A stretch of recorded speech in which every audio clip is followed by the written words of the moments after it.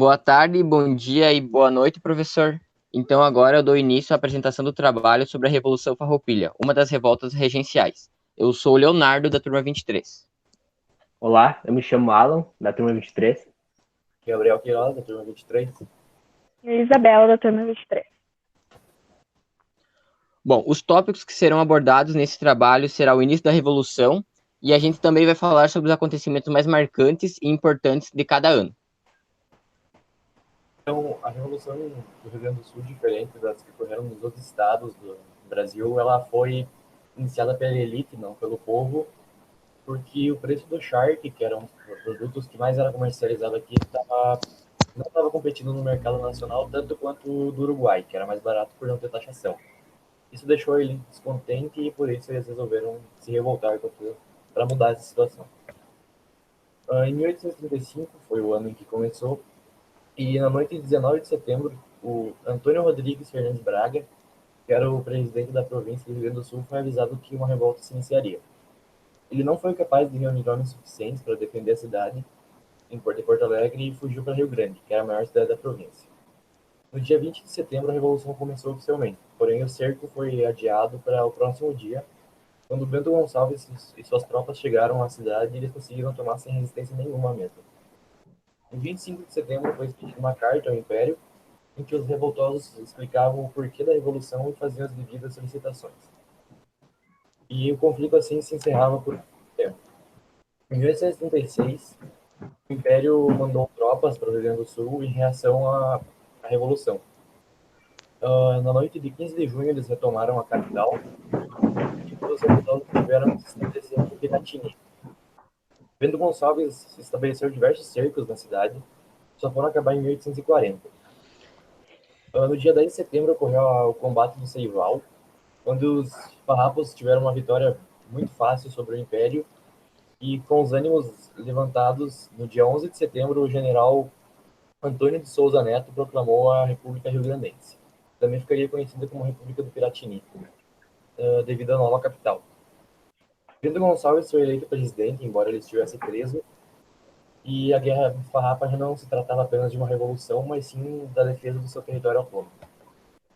No ano de 1837, no dia 5 de julho, as forças farrapas foram estabelecer o cerco, comandados pelo general Neto, a Porto Alegre. Porém, eles não conseguiram tomar a capital. No dia 10 de setembro, Bento Gonçalves fugiu da prisão e voltou para a província, reassumindo o controle rebelde, e em 10 de novembro ele se juntou novamente às tropas que cercavam a cidade. Em 1838, no dia 30 de abril, ocorreu uma das mais violentas batalhas da Revolução Farroupilha, a Batalha do Barro Vermelho, que se desenrolou na vila de Rio Pardo, entre farrapos e forças imperiais. Em 17 de março, os republicanos estavam acampados em Pederneiras, situada a 9 quilômetros da vila. Os imperiais tinham como intuito atacar os farrapos através da ponte que atravessava o rio. Eles continham 1.700 homens no total, sendo que 500 estavam a cavalo. Porém, o ataque não aconteceu dessa forma, porque os farrapos receberam reforços e se banharam no mato, abrindo uma picada em meio a toleiros e banhados. Depois, improvisaram uma ponte e atravessaram o Rio Pardo. E aí, no dia 27 de abril, acamparam em Rincão del Rei. Nesse lugar, eles surpreenderam as tropas inimigas e tiveram que recuar até a coxilha de Barro Vermelho. Ali, havia uma barreira defensiva constituída pelos imperiais, por uma trincheira com 3 peças de artilharia e vários regimentos dispostos nas cercanias. Às 5 da manhã, da madrugada do dia 30 de abril, 3.000 combatentes farrapos marcharam contra essa defesa imperial e aí formaram um grande entreveiro de espadas, lanças, cavalos, tambores e clarins. E aí tomaram conta da coxilha até o amanhecer do sol, até o sol nascer. Quando aí os rebeldes conseguiram furar esse bloqueio e aí causaram pânico entre as linhas inimigas. Cerca de 800 homens foram capturados, outros 370 lutaram até a morte e os demais fugiram. Os republicanos conseguiram se apoderar de 8 peças de artilharia, mais de 1.000 armas de infantaria e 8.000 cartuchos de munição e dinheiro. Os prejuízos infligidos também ao comércio da vila e as embarcações que chegavam ao porto tiveram que decretar uma expressiva derrota das tropas do Império durante a Batalha de Barro Vermelho. No mapa, ali naquele retângulo verde, a gente tem Rio Pardo, onde aconteceu o ataque, em que as linhas vermelhas são os farrapos e as linhas azuis os imperiais e todo o seu trajeto.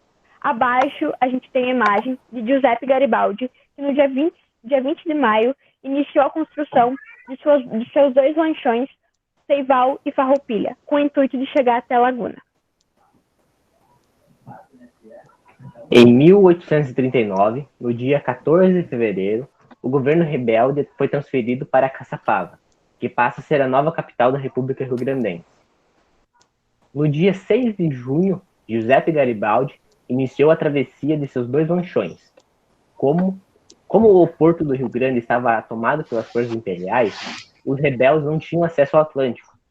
Então Garibaldi ingressou no rio Capivari rumo ao rio Tramandaí. Como o trajeto tinha mais de 60 quilômetros por terra, a única alternativa de Garibaldi foi construir 2 grandes e reforçadas carretas, em cima das quais transportou puxadas por uma centena de bois seus 2 famosos lanchões, o Seival e Farroupilha. Em 29 de julho, o brasileiro Davi Canabarro e o italiano Giuseppe Garibaldi partiram em direção a Santa Catarina, onde conquistaram a cidade de Laguna e proclamaram a República Juliana. A República Juliana foi considerada um braço da Revolução Farroupilha e ficou historicamente como um estado que pertenceu a Santa Catarina. Findou-se em 15 de novembro de 1839, durante um ataque violento à Laguna, pelo qual os seus inimigos fizeram uso não só da marinha, como também da cavalaria e da infantaria para derrotá-los. Em 1840, no dia 22 de março, a capital da República Rio-Grandense é transferida de Caçapava para Alegrete. No dia 3 de maio, a Batalha do Taquari foi uma guerra entre o Rio Grande do Sul e o governo imperial brasileiro, e os farrapos legalistas proclamaram-se vitoriosos. No dia 16 de julho, os farrapos são derrotados em São José do Norte. Adentrando então agora ao ano de 1841, foi um ano sem muitas guerras expressivas, sem muitas batalhas expressivas, e os 2 acontecimentos marcantes desse ano foi o primeiro em 19/10, quando Dom Pedro II dá um título a Porto Alegre de leal e valorosa cidade de Porto Alegre. Porém, o secretário da Câmara de Porto Alegre, na época, escrevia de uma maneira mais arcaica, e ele escrevia leal e valerosa cidade de Porto Alegre. Tal maneira de escrita que se findou por uma questão histórica, e se vocês forem olhar no brasão da cidade de Porto Alegre até hoje, está escrito dessa maneira: leal e valerosa cidade de Porto Alegre. Já o segundo fato importante acontecido nesse ano foi um tratado de ajuda mútua assinado entre o Uruguai e a República Rio-Grandense. Não foi um tratado muito militar, era mais econômico, em relação ao comércio de charque. Foi com esse tratado que a coroa parou de comercializar o charque com o Uruguai até o final da guerra.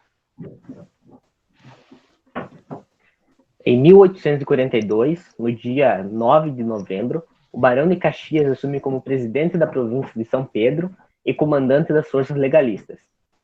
No dia 1º de dezembro, houve a abertura da Assembleia Constituinte da República Rio-Grandense, em Alegrete.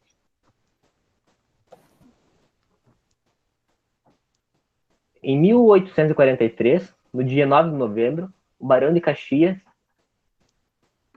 em 11 de janeiro, o Barão de Caxias marcha para os campos de batalha. Em 29 de maio, houve o combate do Ponte Verde. Bom, adentrando então agora ao penúltimo ano da guerra, a gente entra em 1844, onde os 2 fatos expressivos nesse ano são, logo no início, acontece 27 de fevereiro, onde ocorre o duelo entre os primos Bento Gonçalves e Onofre Pires, que no início da Revolução atuaram junto, prós os farrapos. Com o passar dos anos foram atuando em diferentes áreas do Rio Grande do Sul, e começou a haver desavença entre eles, onde um não concordava com as maneiras de agir do outro. Então Onofre abre a possibilidade de um duelo a Bento, achando que contaria vantagem sobre Bento. Bento aceita, e esse duelo ocorre no dia 27 de fevereiro, às margens do rio Sarandi, em Santana do Livramento, onde Onofre, logo após o começo, é atingido no antebraço. o duelo é interrompido e ele vem a morrer 4 dias depois devido a uma gangrena pelos maus cuidados dos ferimentos.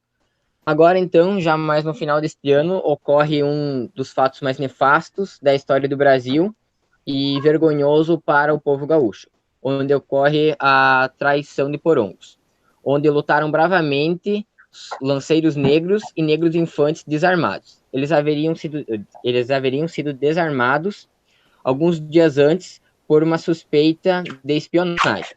Então, eles são desarmados e são atacados de surpresa durante a noite e são massacrados, onde cerca de 800 soldados negros morrem, poucos fogem e os que são capturados voltam a Rio de Janeiro.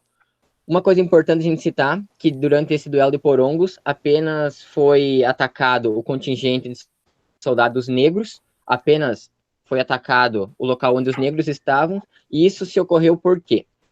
Porque nesse ano já estava quase findado o Tratado de Poncho Verde, todavia a coroa não deixaria esses negros serem livres. Por que ela não deixaria? Porque naquela época ainda não se discutia a abolição da escravidão. Só que os farrapos haviam prometido aos negros que lutassem na guerra e seria dado a eles a carta de alforria, o que não aconteceu devido a essa batalha. Então, essa batalha surgiu como forma de eliminar os negros para que não ocorresse uma revolta pós-fim da guerra. Isso ficou marcado como um fato nefasto e vergonhoso, tanto para a história do Brasil quanto para o povo gaúcho. Ainda então, em 1844, Bento Gonçalves iniciou umas conversações de paz, só que se estranhou com Caxias em pontos fundamentais, assumindo então seu lugar Davi Canabarro. Os farrapos, eles queriam assinar o tratado de paz, só que os imperiais diziam que quem assinava o tratado era país, e o Império não considerava a República um Estado. Caxias, então, contornou toda essa situação e agradou os farrapos, sem constranger, então, o Império.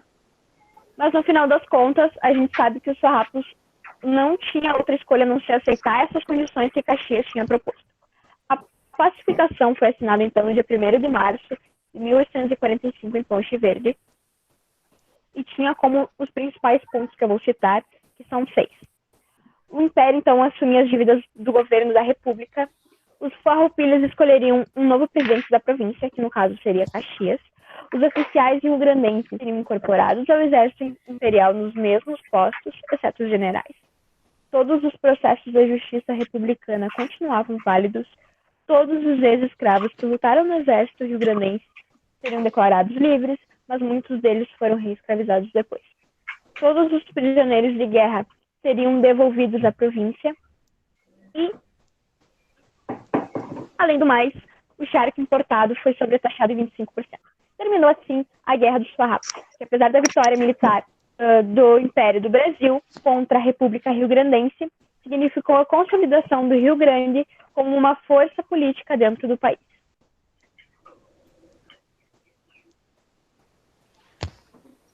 A Revolução Farroupilha é a guerra que os gaúchos perderam, fingem que empataram e comemoram como se tivessem vencido.